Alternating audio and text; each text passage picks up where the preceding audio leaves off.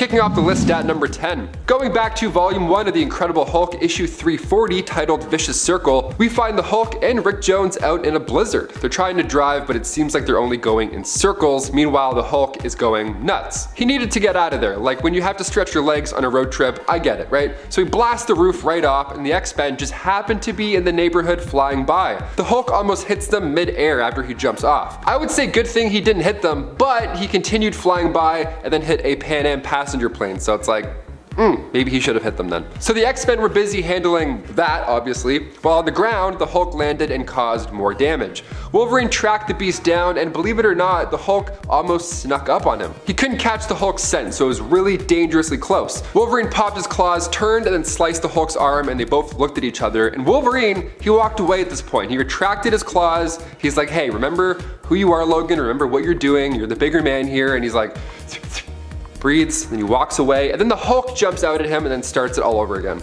He thunderclaps Wolverine's ears to smithereens. His enhanced senses, this for sure, got the ball rolling, got him pretty upset. After this, naturally, there's mayhem. They take turns beating the crap out of each other until the fight was eventually at an end because it was broken up. But Wolverine for sure won this round. He tried walking away initially. He's the victim here, folks, don't forget that. Number 9. Deadpool. The cancelled Deadpool 3 movie would have been pretty amazing over at Fox. We would have seen Logan and Wade on a road trip from hell. It would have been much better than the last time we saw them on screen together.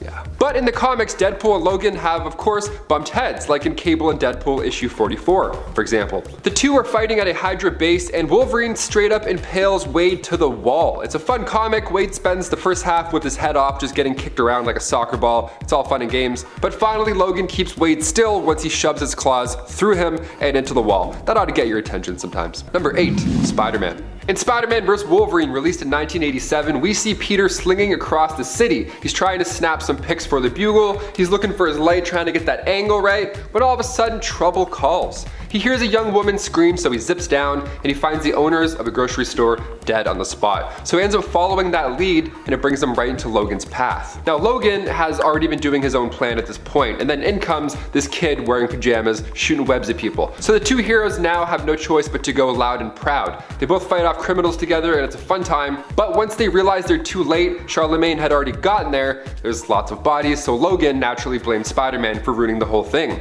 He's like, if it wasn't for you, this would not have happened in the first place. Pretty deep words. Spider-Man fires back though. He's not taking any of this. The two walk separate ways, but it's not over yet. Wolverine's meditating, he's feeling bad. Spider-Man's in bed, tossing and turning. He tries to take out Charlie himself, but Peter stops him. Well, he tries to. They fight in a graveyard for a few pages, but when Peter turns around to hit Wolverine one last time, he accidentally hits Charlie instead. I'm counting this as a loss because Peter wanted to fight. He engaged and he swung without looking. And now he can't get that image out of his head, and neither can we. Number 7, the X-Men. Okay, when I say the X-Men, I mean like all of them. Big yikes. Old Man Logan, one of the best storylines of all time, also one of the darkest. In a grim future where supervillains are taking over the planet, Mysterio pulls out perhaps one of his best tricks, if I do say so myself. If this happened in the MCU, kids would throw up gummy worms. They would be mortified. Mysterio tricks Logan into fighting the X-Men. He makes Logan believe that they're all supervillains, so Logan kills them all. He feels horrible, I mean obviously, so he runs off into the woods and he tries to take himself out. That's how bad he felt, but he vowed to never pull the claws out again after that didn't work. Even Santa Claus 2, starring Tim Allen, he's like, I can't do it. I made a vow, I can't do it. Number 6, Wolverine. Hey, question YouTube, if you fought yourself, who would win? In Logan, we got to witness Wolverine fight another Wolverine, but in the Age of Ultron comic, it was actually much darker, much more brain scratching at least. In Age of Ultron, the comic, we get to see this dark future where the Avengers are getting whooped. Ultron is using Vision as a conduit from the future, like the world's most painful game of broken telephone. The Avengers don't really see a way to get to Ultron and stop him, so they send Sue Storm and Logan back in time to find a solution. Now Logan wants to just straight up kill Hank Pym, just to make sure Ultron is never created. But in doing so, this opens up a dark alternate future, so when they go back, this new timeline that they've now created made the Kree-Skrull War move to Earth. So they run into the defenders of that timeline and also Logan of that timeline. Wolverine versus Wolverine, what a time.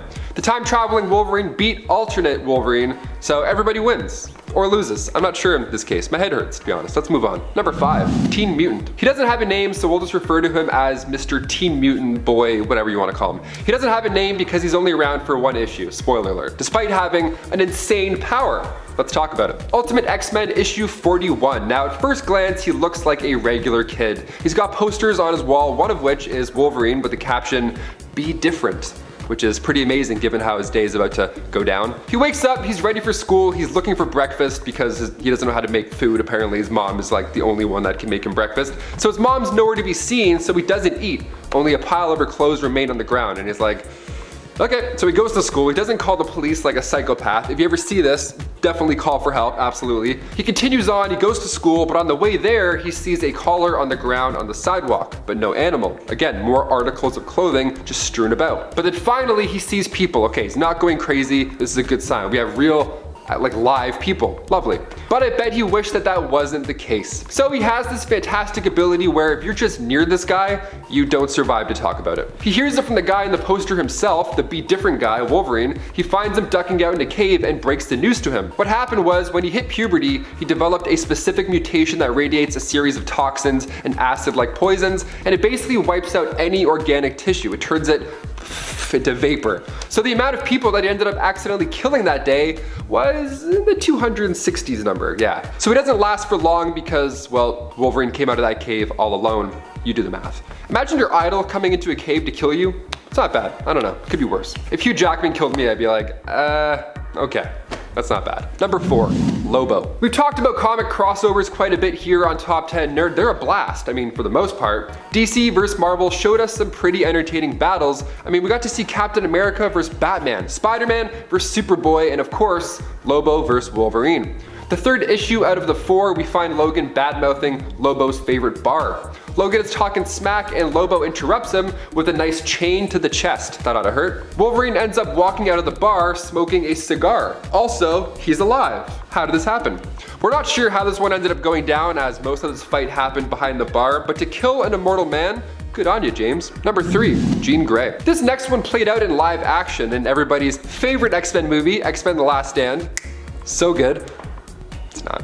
Showed us Wolverine taking out Jean Grey in a mercy type way in order to stop the Dark Phoenix from causing mayhem. Now this of course went down in the comics as well, and it was much better on page than on screen. You can find it in New X-Men issue 148. Wolverine is telling Jean that Scott still loves her, although he's just maybe a bit confused at this moment. Jean is weak. She's saying she can't breathe, that she has this terrible feeling that she feels scared and weird, that there's voices inside of her head. She knows she's dying. It's a really sad part in the comics.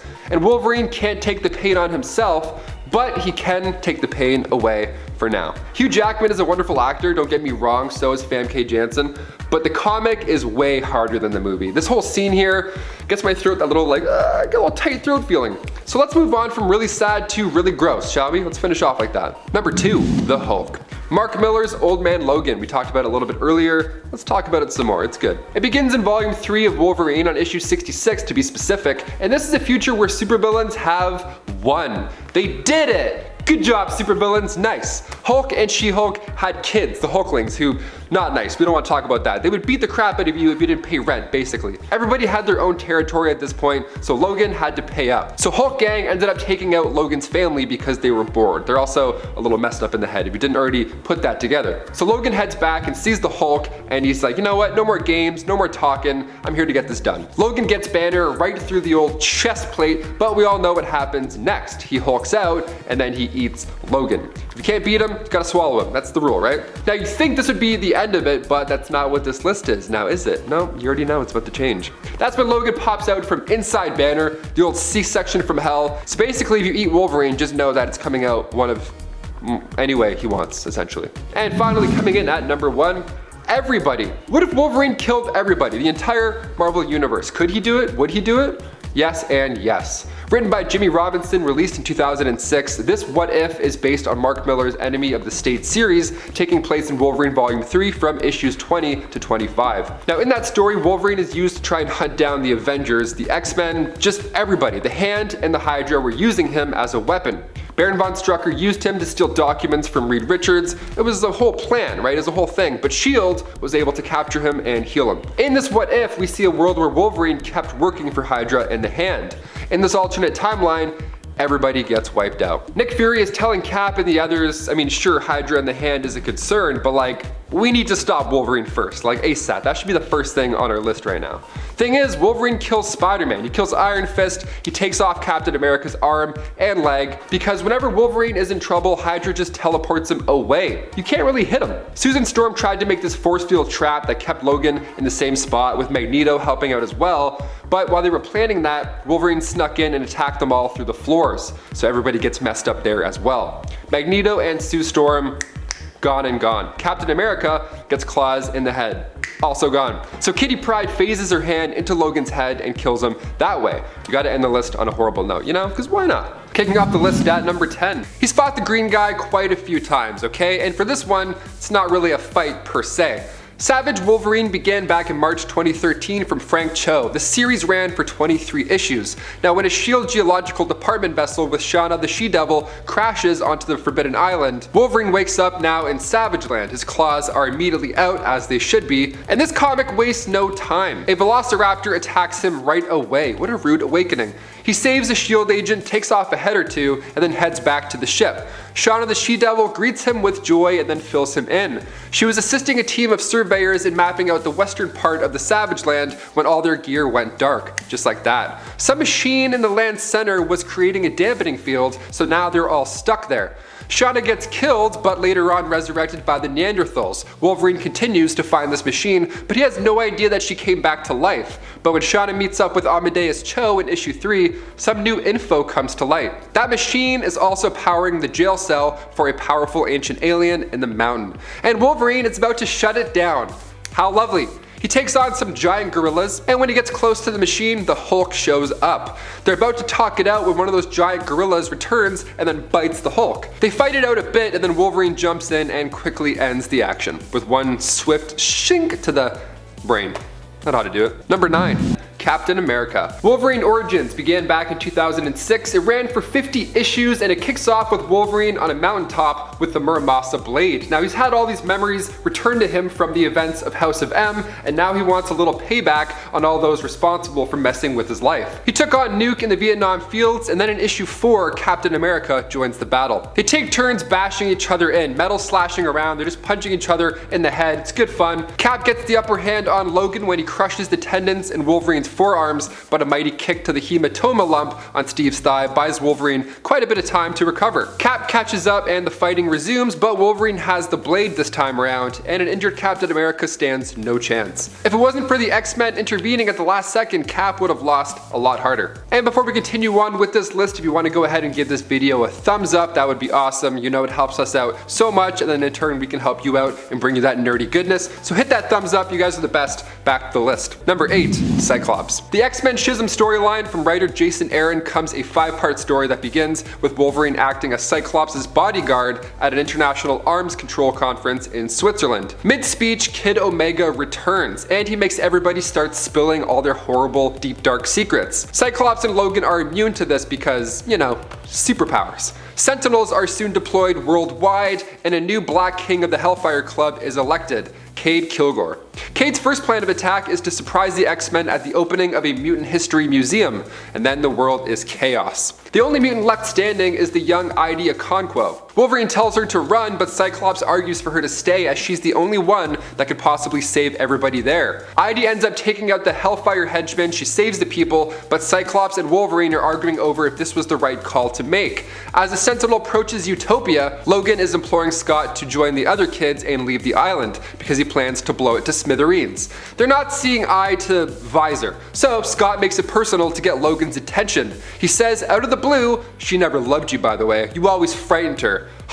Harsh words. So Wolverine snaps back, suggesting that if Jean Grey was there at that moment, she would be more afraid of Cyclops. Scott responds by blasting Wolverine's face pretty much off. Wolverine, sans face at this point, still is on top of Scott, laying into him. I would say this is a tie at this point, but seeing how they look after the X-Men save them, Scott's in much worse condition. That's why you don't melt off Logan's face, man. It doesn't end well. The guy can heal. Just stop. Number 7, Quicksilver. After Quicksilver took the keys out of Cyclops' ride in Ultimate X-Men issue 3, you would think he had successfully thwarted the X-Men. All he has to do now was evade a hefty optic blast and hit the road. That was no problem seeing how he's the fastest man on the planet, but being the fastest doesn't mean you always have the upper hand. Sometimes you have to be the smartest. Wolverine was waiting for this moment to surprise Pietro. Logan just stood there with his claws out, he stood perfectly still, and Quicksilver ran right into him. When he asked Wolverine what he was doing here, Wolverine responded, wouldn't you like to know? And then he slashed him down to the ground. And then Quicksilver wasn't seen for quite a bit. Number 6. Silver Surfer. The first time we see zombie Wolverine was in Ultimate Fantastic Four issue 22. He got bit by zombie Hawkeye and Captain America, so his healing factor wasn't enough to save the day. Now when the Silver Surfer came poking around, everybody wanted a piece. Literally, they were so hungry, and this guy was like the holy grail of snacks. Hulk took the first bite, and soon after, Logan and the rest of the team dug in. They all then got cosmic powers and a full belly. Nice. Logan's idea of peeling back the candy coating and getting into the tender morsels inside surely helped put the plan into motion. Also, number 5. Iron Fist. In New Avengers issue 15, a friendly bout between Iron Fist and Wolverine is underway. No claws, no fist, no problem. It's a fun training exercise that draws readers' attention and even other heroes in the issue as well. Wolverine is encouraging Iron Fist to tap out, but it's no use. Wolverine knocks him straight to the ground, saying he was only at a 6 this entire time. Out of breath, Iron Fist replies that he too was only at a 3, so Out of breath, Iron Fist replies unconfidently that he too was only at a 3. Okay. I don't want to be around either of these guys when they're at a 1. No thanks. Number 4. Age of Apocalypse Cyclops. Doesn't matter which universe you're indulging in, odds are Wolverine and Cyclops will go at it at some point. In Age of Apocalypse, Earth 295, Cyclops was mad that Wolverine was trying to get his girlfriend. Classic bro stuff. Similar vibes to the Ultimate Universe, only this ends much worse for Scott. When Jean chose to be with Logan instead of Scott, and as if that wasn't already good enough for Wolverine, he decided to slash out one of Cyclops' eyes, truly leaving him a Cyclops. Nothing like having that reminder on your face. What a harsh way to get dumped. Number 3. Namor. Namor the Submariner, Volume 1, Issue 24, titled Green War, was written by John Byrne, and it features Namor returning to Earth to investigate a Hilrithri invasion, which was the sentient plant race. Now they got Wolverine and forced him to fight Namor. Even on page we're told Namor's strength is far greater than Wolverine's, but Logan has speed and therefore gets the upper hand. The fight was interrupted by the Sorcerer Master Khan, who took out the plant dudes and brought Wolverine back to normal. But if this had continued, Wolverine would have kept slashing and kept healing. No water guns would have helped you this time, Namor. Number 2. Ultimate Cyclops. Ultimate Wolverine gets pretty jealous, and he takes things to a new height, literally, when he discovers that Jean Grey truly loves Cyclops. So Logan, now there was a deep rift growing between the two of them. So Charles was like, hey, why don't the both of you just go to Savage Land, work your stuff out, have some bro time, maybe become best friends? I don't know. They did not work it out or become best friends at first. See, what initially happened was Wolverine let Cyclops fall to his death off a cliff just so he can get Jean back. That's like some Lion King teen drama stuff. That's wild. Cyclops survived and then exposed Wolverine to the crew and then made him feel horrible about what he'd done, even letting Logan stay on the team. What a weird punishment. So Wolverine ended up changing his ways and becoming a leader, eventually becoming a role model for the younger X-Men, being friends with Cyclops later on. All it took was letting him fall to his death first. That's it. And finally, number 1, Shang-Chi. We're all counting down the days to see the newest MCU hero hit the big screen. Shang-Chi was first introduced to readers back in 1973, Marvel Special Edition. Since then, he's earned himself a spot on the Avengers and of course has appeared in other comics from time to time, like in X-Men Volume 2, Issue 62, titled Games of Deceit and Death. The X-Men seek out the help of Shang-Chi to take down Sebastian Shaw, but in comic book fashion, a little scuffle was to be had first. Wolverine compliments the punk on his first blow, even telling him that the first blood is his.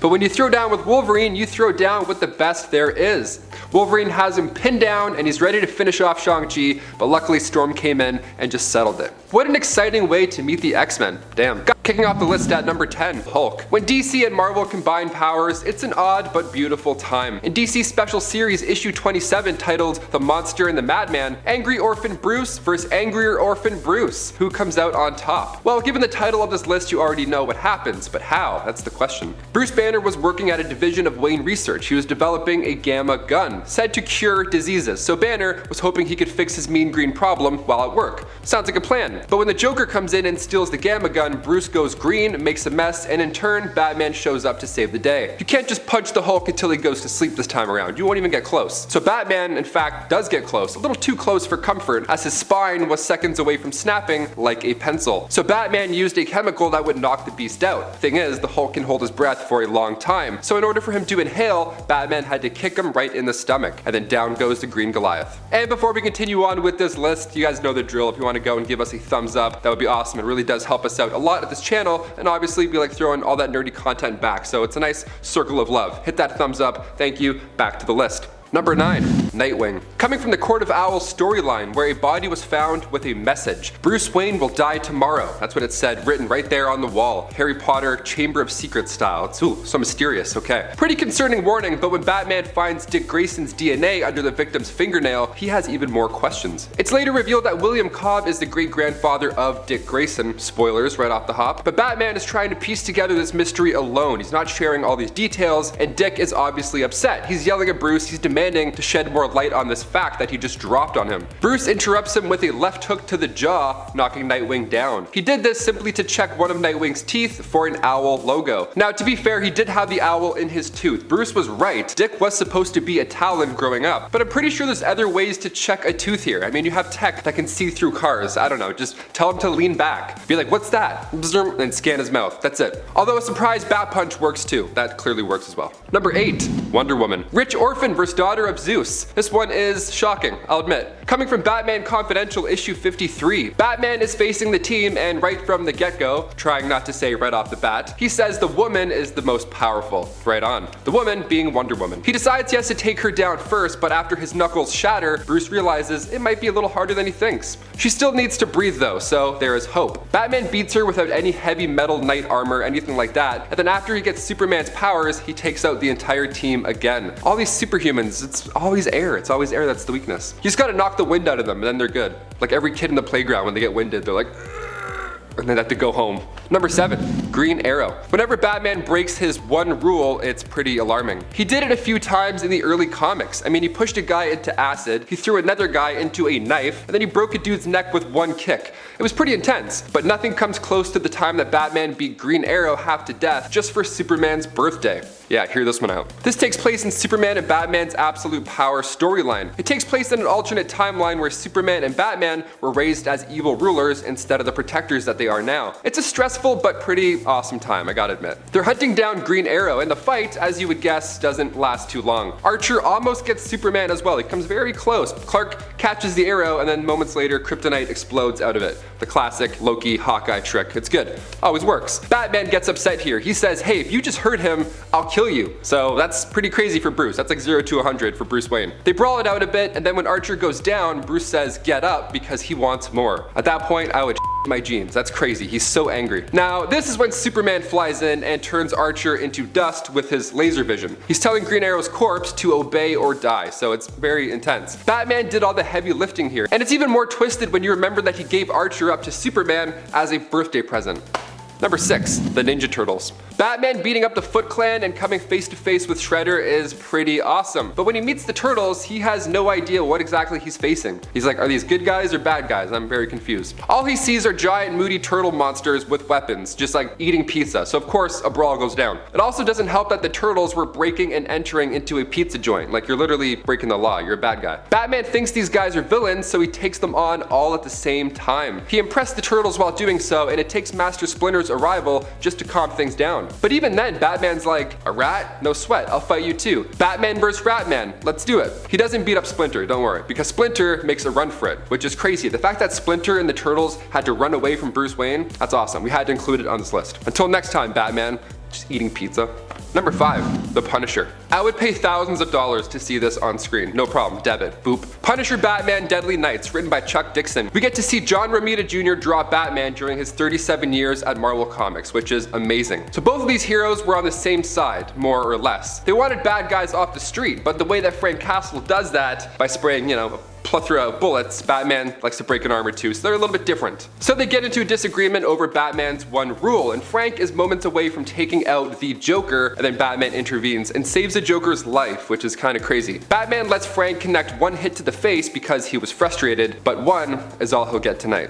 Number 4. Superman. One of the biggest movies of 2016. It's been teased since I Am Legend in the very background. Batman vs Superman, Son of Krypton vs Bat of Gotham. Who will come out on top? Well, the general audience wasn't a big fan of this outcome, but Bruce Wayne took this one. Bruce almost ended the God too, but luckily he was reminded of his mother and therefore his own mortality, so he didn't go through with that execution. In Batman vs Superman, I mean, sure, Bruce had kryptonite, but Superman easily could have punched him into vapor. I wasn't too happy with this win, but after accumulating over $870 million in the box office, we figured it was worth a Martha mention. In the comics too, Batman has come out on top. In Injustice Year 5, Batman beats Superman in a back alley, and of course in The Dark Knight Returns, Bruce gets pretty close to ending the Son of Krypton.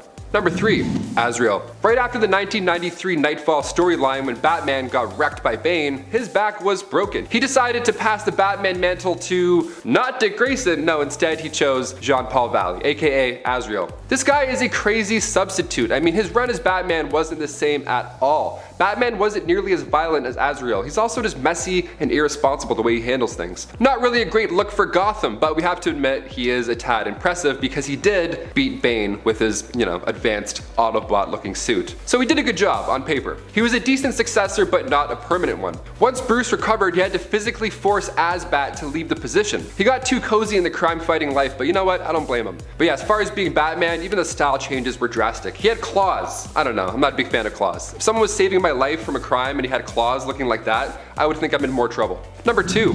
Green Lantern. This one comes from Justice League issue 5. Fans refer to it simply as the Punch. At this time in comics, Batman was about to become the leader of the Justice League International, and Guy Gardner doesn't really share the same enthusiasm as the rest of the team. For more than one issue, he makes it very clear that he doesn't want Batman to run the show, although Batman was clearly a better fit for the role. Whatever, people get jealous. Guy was being sour, he was being a sour guy, so he challenged Batman to a fight without the use of his power ring. Just one human to another. Batman was already a human before, so it's gonna get messy. Batman easily knocked him down, and you guessed it, he did so with one punch. Yeah, of course, he's Batman, and without the ring, you're literally just a guy. Literally a guy. Blue Beetle started shouting one punch over and over again. He was hyped up, and readers were for sure doing the same. I know I was. And finally, number 1, the Justice League. One of the more impressive defeats comes from the Tower of Babel storyline that began back in JLA issue 43. It's a 4-parter written by Mark Waid, where Ra's al Ghul and the League of Assassins strike against every member of the Justice League using their personal lives and vulnerabilities. How does one get all this information? Well, it's all thanks to Batman and his trust issues. See, Bruce was keeping a hidden file that exposed all the strengths and weaknesses of the JLA. He made this file just in case any of them were to go rogue. So this man just gave away revenge recipes. Here you go, here's the password, enjoy. Batman figured all these out, so he wrote them down. Okay, so red kryptonite to use on Superman, okay? Nanites to trap Wonder Woman in a virtual battle with herself. A post-hypnotic suggestion would make the Green Lantern will himself into blindness. He has a Vibra bullet as well that would send the Flash into light speed seizures, and a magnesium virus would cause Martian Manhunter's skin to burst into flames when he's exposed to air. Also, Scarecrow's fear toxin would make Aquaman afraid of water, and Plastic Man,